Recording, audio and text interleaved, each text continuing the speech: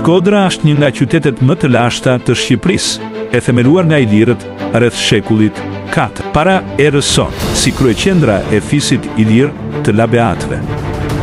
Në atë kohë, Shkodra ishte një fortesë e fortë strategjike mes maleve dhe liqenit, me rrugë që lidhnin Adriatikun me brendinë e Ballkanit.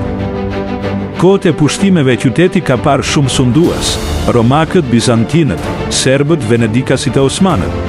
Secili ka lënë gjurmën e vet: kështjella, kisha, xhami, ura e rënoja që ende tregojnë historinë.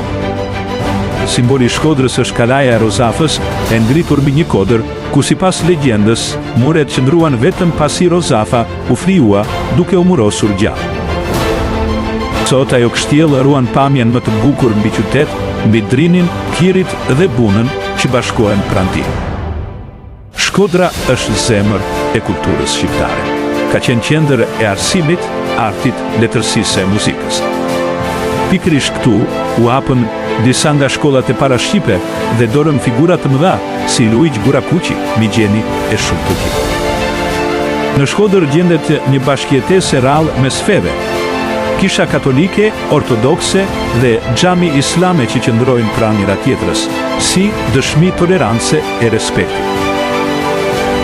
Tradita dhe kultura e qytetit njihet për humorin e tij të hollë, për teatrin Migjeni, për muzikën qytetare shkodrane, për fotografët e famshëm si Marubi dhe për festivalet që e mbajnë gjallë shpirtin artistik.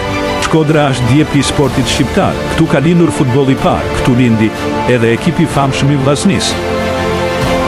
Pozita e veçantë me liqenin e madh të Shkodrës, lumin Bunë që shkon deri në Adriatik, malin e Taraboshit e fushat pjellore. Përreth, ky qytet gjithmonë ka qenë port mes tokës dhe detit, mes lindjes dhe perëndimit.